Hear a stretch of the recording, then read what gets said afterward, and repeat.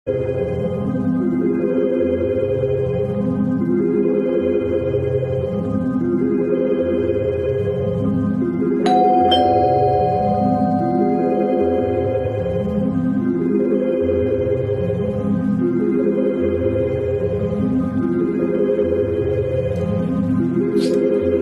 चौहान।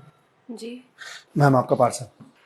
भैया नहीं चाहिए please. Ma'am ma'am ma'am ma'am अगर आपको नहीं चाहिए तो आपने जहाँ से ऑर्डर किया है वहाँ से आप रिटर्न रिक्वेस्ट डाल दीजिए, वापस हो जाएगा। पर यहाँ तो आपको लेना पड़ेगा।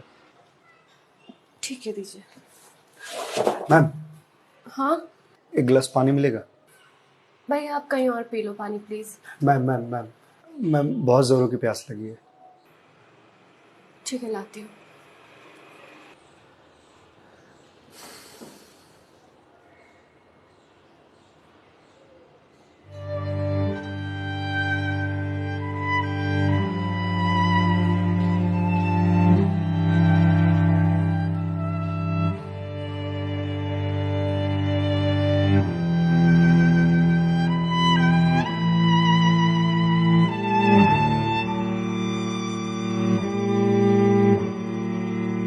लीजिए लीजिए भैया, देख क्या रहे हैं?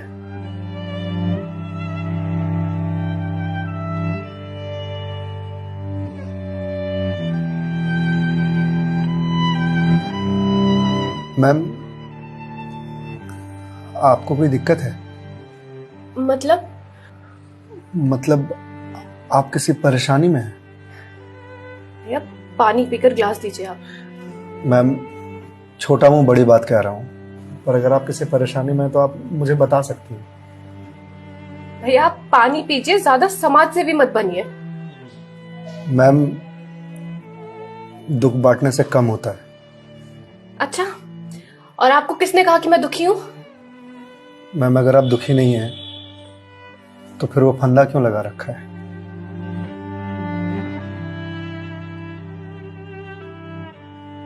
मैम मैंने सुना है खुशियां बांटने से बढ़ती हैं और दुख बांटने से कम होता है। मैम बड़े से बड़ा दुख कम हो जाता है अगर आपके पास कोई सुनने वाला हो। Ma'am ma'am ma'am ma'am please ma'am रोइए मत मैम। मैम देखिए ये तो मुझे नहीं पता कि आपको क्या परेशानी है, पर अगर आप मुझे बताएंगे तो शायद मैं कोई सॉल्यूशन निकाल पाऊँ। नहीं, कोई मेरे लिए कुछ नहीं कर सकता। मेरे पास अब मरने के अलावा कोई ऑप्शन नहीं है। मैम ऑप्शन तो ढूंढने से मिलता है ना। आप एक बार मुझे बताइए ना, शायद मैं कोई जीने का ऑप्शन ढूंढ पाऊँ आपके लिए। क्यों बताऊं तुम्हें? क्या कर लोगे तुम? मैंने बोला ना, मेरी हेल्प कोई नहीं कर सकता है।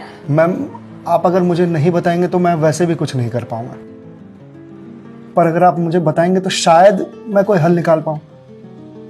और अगर कोई हल नहीं निकला तो आप तो वैसे भी सुसाइड करने जा रहे थे, तो जाने से पहले अपना दुख मुझे बताते जाइए प्लीज।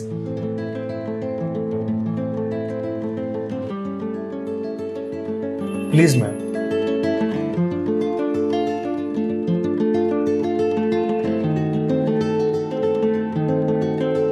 मैं ईएमआईज़ के चक्कर में फंस चुकी हूँ।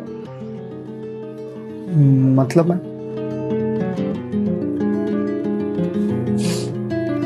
कुछ साल पहले एक कोर्स के लिए मैंने लोन लिया था, फिर उसके कुछ वक्त के बाद एक और लोन, और ये लोन का सिलसिला यूं ही चलता गया।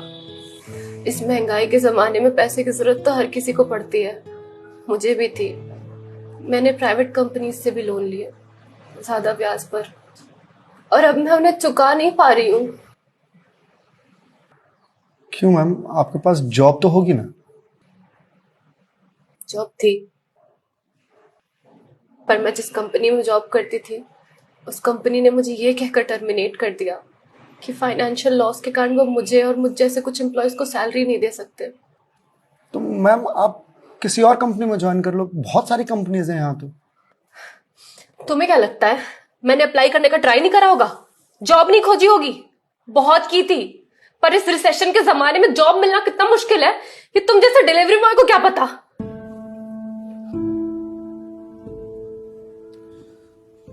आई एम सॉरी मैम, शायद आप सही कह रही हैं, मुझे इस बारे में कोई जानकारी नहीं।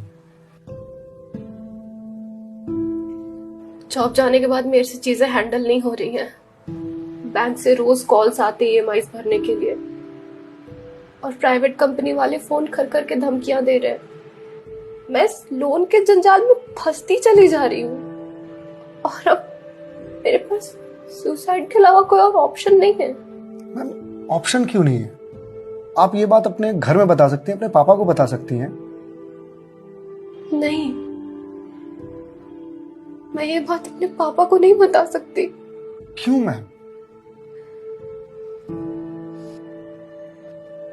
मेरे पापा रिटायर हो चुके हैं, उनके ऊपर पहले से घर की बहुत रिस्पॉन्सिबिलिटीज है। वो मेरी शादी के लिए पैसे भी जोड़ रहे हैं।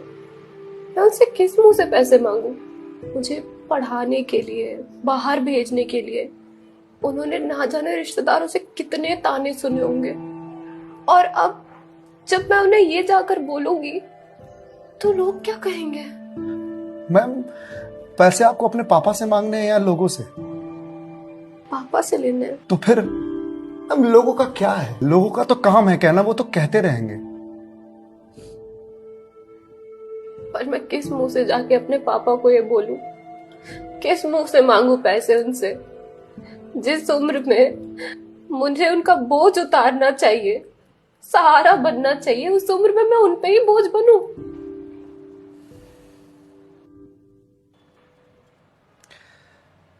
मैम, एक बात बताएंगे आप? बचपन में आपके सबसे फेवरेट चीज क्या थी? बचपन में मुझे साइकिल का बहुत शौक था। तो मैम, आपको साइकिल किस एज में मिली थी? यही कोई 8 साल की होंगी मैं। तो साइकिल तुरंत मिल गई थी आपको? नहीं, पापा तो मान ही नहीं रहे थे। बोल रहे थे गिर जाएगी, चोट लगा लेगी। तो फिर कैसे साइकिल मिली? बहुत जिद की थी मैंने, बहुत। खाना पीना सब छोड़ दिया था। तो मैम, साइकिल के लिए जो जिद किया आपने, तो शर्म आई होगी आपको? तो मुझे मुझे क्यों शर्म आएगी? पापा है वो मेरे, उनसे जिद नहीं करूंगी तो किससे जिद करूंगी?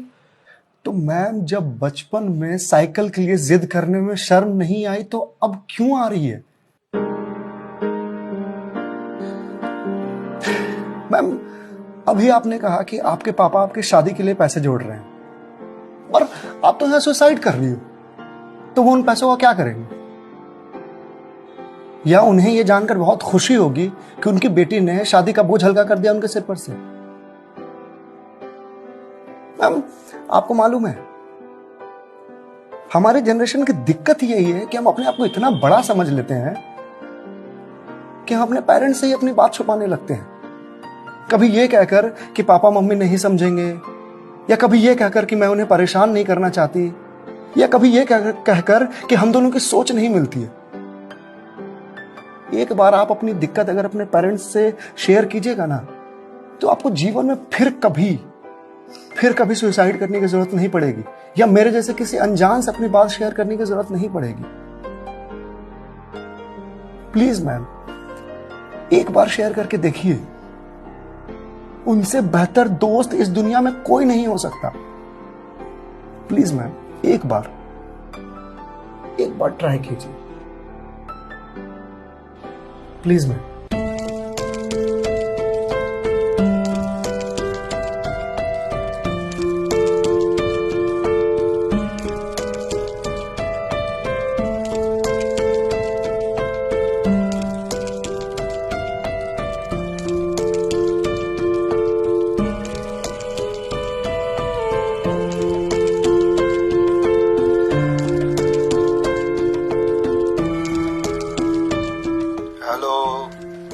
हेलो पापा। हाँ दीदी, बोल, कैसी है बेटा? पापा, मुझे आपसे कुछ बात करनी है। हाँ बोल ना बेटा। पापा, मैं क्या हुआ बेटा? पापा, मैं बहुत परेशान हूँ। हाँ तो मुझे बता ना, किस लिए परेशान है? अदिति बेटा, रो क्यों रही है? बता ना, क्या बात है? पापा, वो मैंने बैंक से लोन ले रखा था ना,